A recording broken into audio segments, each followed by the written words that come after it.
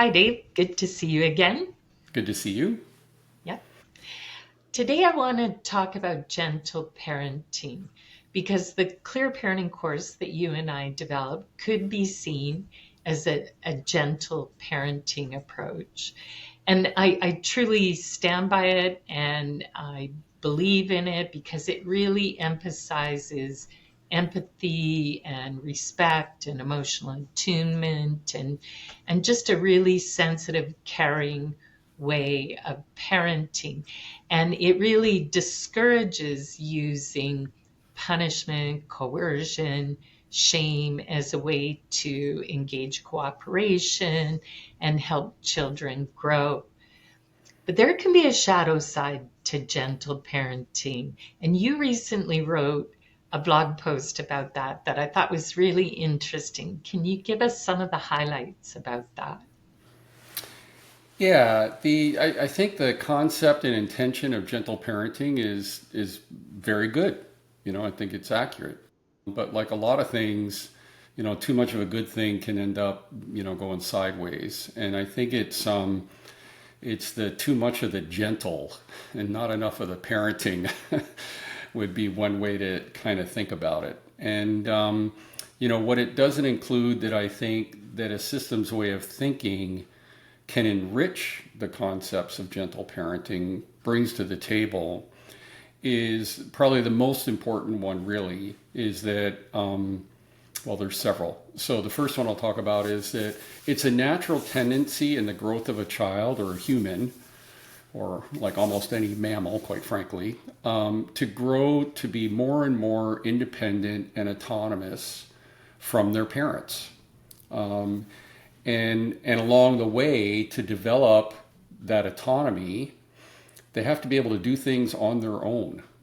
And that may mean they could fail or get hurt to some degree, fall off a bike because they're learning how to ride a bike, get disappointed, they didn't do well in something at school because they didn't work hard enough.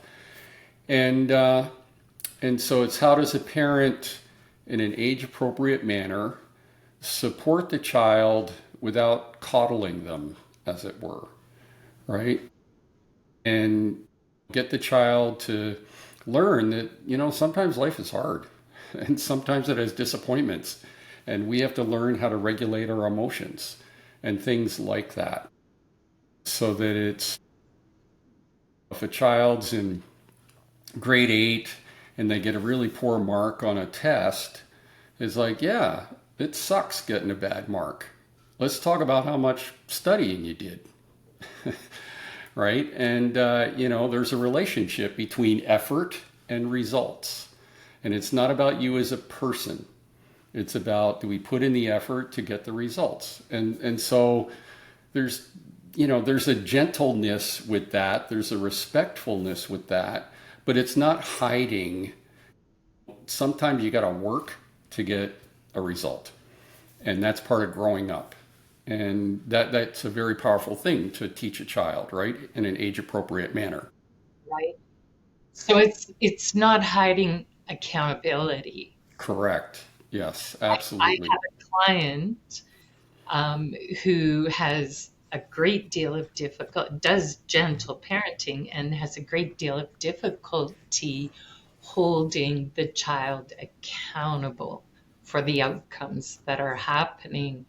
And so there's a lot of emotional attunement, there's a lot of empathy and sensitivity, but there is an accountability. And as this child is moving into teenhood, it's not working out very well No, because no. there is he's not holding himself accountable. He doesn't know how to do that. Yeah, and and so this is where the other big concept from a systems way of thinking is, how much is anxiety or discomfort or tension, kind of projected, made up fear about what might happen or Mm. what happened to the parent that they're assuming will happen to the child. How much of that is driving the parent's behavior? And so that emotionality is getting in the way of a more thoughtful, appropriate, fact based kind of behavior. and that doesn't help the child at all. And so that can be a big problem with gentle parenting, helicopter parenting, whatever it is. If the parenting is coming out of anxiety that's not objective, then it's actually going to impede, I think, the growth of the child. So, for example, um, I think it's okay to talk about this. Our daughter has a mild form of Asperger's. And, like I think it's fair to say a lot of Asperger's type people on the spectrum, which was a term we used way back, they like more regularity, they like predictability. And so she wanted to be able to take the bus. I forgot how old she was at the time. My wife and I were worried about, well, what happens if she misses her stop, right? The predictability is now gone, as it were, right? And we recognize that we can't let our anxiety get in the way of her learning how to ride the bus, because that would cripple her and her ability to be more independent. And we talked about it. It's not like she's riding the bus through some horrible, unsafe area. It's like North Vancouver. How bad can it be? Right? You get off the bus, walk across the street, get on the bus, and go back, right? And so it was like, so she became a master at the transit system in Vancouver, right? She'd go like, you went where? How did you do that? And to this day, if she wants to go out, like she'll take the bus, especially if she's going to have a drink. She's much older now, she's responsible, so she'll take the bus all over the place. She's very comfortable with it, and that's because we didn't let our anxiety cripple her. Well, that's And a tricky thing, right? yeah, Not letting your anxiety cripple her. I have another client who's got a depressed teen, older teen, big boy, hmm, and um, he's very aggressive. So when he doesn't get what he wants, or when she tries to impose a boundary, he punches a hole in the wall. So she doesn't, and doesn't hold him accountable, because the anxiety of how he's going to behave if she does stops her. So that controlling that anxiety, like what tips, how?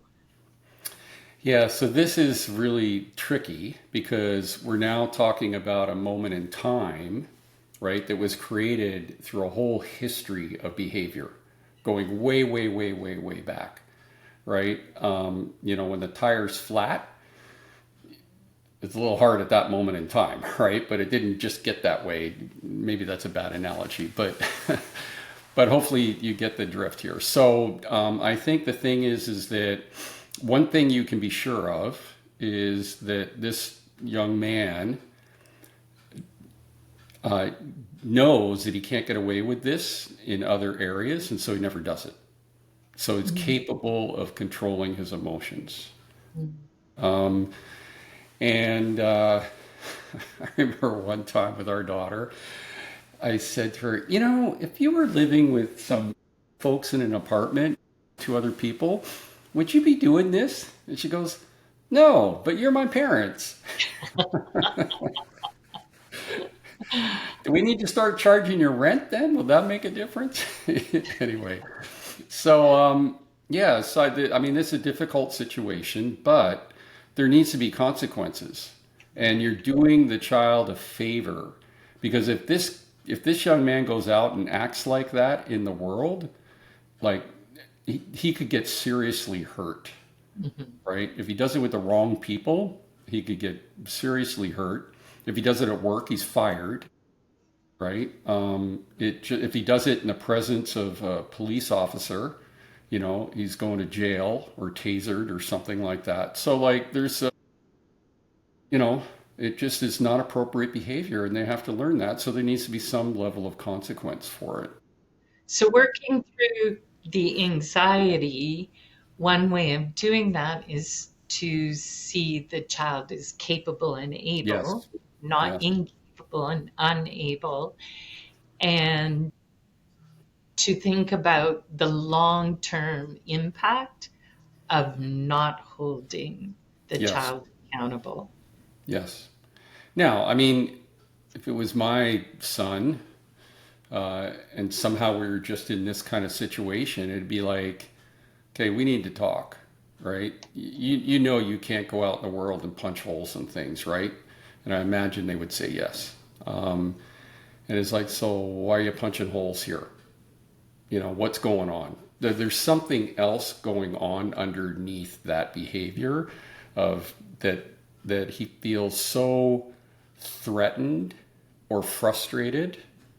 So frustrated, it's like I want to do one thing, but I got to do this other thing, and I'm caught in the middle, and it just boom, punch a hole, right? Or there's some kind of threat, that I'm not loved, nobody cares about me, I'm whatever.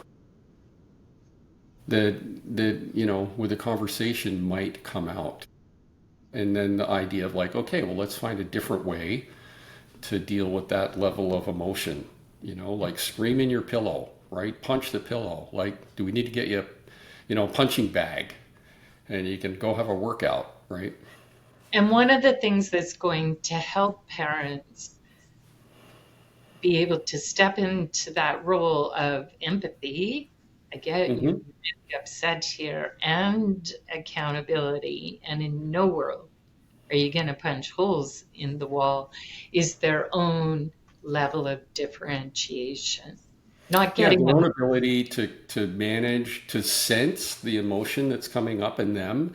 Why am I anxious? Where am I anxious? How is my behavior being governed by the other's behavior, right? And being willing to manage myself. And that, yeah, huge. yeah. You can't be an appropriate gentle parent if you're driven by anxiety too much. Then it gets to be a coddling kind of too permissive kind of parent in my view.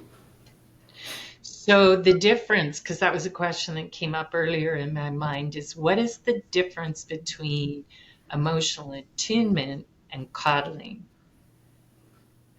Well, I think emotional attunement would be, oh, my son is really, really upset right now. There is something. Did I just say something that might have tripped that? Is something going on at school? Like I need to get really curious about what's going on here. And boy, does this ever scare me. I'm really kind of frightened right now at this reaction, and I want to run out of the room. So getting attuned to myself and getting attuned to them, right? Where coddling would be, oh, you poor boy, I'm so sorry you're upset. Like, let's just calm down. What can I get you? I'm really sorry I upset you. I won't do it again. Right? Taking Like you take the responsibility. blame on yourself, I Yeah. think. You hold yourself accountable, but not the other person. Mhm. And so they just did something that they should not have done, and now you're, rocking them in your arms, hoping they'll calm down, kind of thing. That's appropriate for a, 1-year old maybe. Yeah, that's right. So gentle parenting, the concept is wonderful. I mean, Yes. we talk about it all throughout the clear parenting course, but it doesn't mean permissiveness. And in order to have empathy and attunement and to raise emotionally intelligent and responsible human beings, parents need to have limits and boundaries and hold their kids accountable, which may, well, does require parents often looking at their own selves and operating from a place of differentiation. Yeah, I, Separate, I think a better term would be differentiated parenting. differentiate a bit. Because I Then think that the gentle parenting can be, it just like, I don't know, there's something about that phrase that I want to lean on gentle, not right. parenting, right? And so then you gentle too much, kind Yes. of, right? Yeah. Where it's Because if you're very, holding a hard line, that's not so gentle, right? yeah, right, right. Where, it's pretty hard to do too much, be too differentiated. Let's put it that way. Oh, that's a great distinction, Dave. Yeah, it's believe me. Well, it's really hard for me to be too differentiated. I'll say that anyway. I think that's true for all of us. Well, thank you very much, Dave. That was a really important conversation. I hope Thank that you. clears up the concept for our listeners. Oh, you're very welcome. Thank you.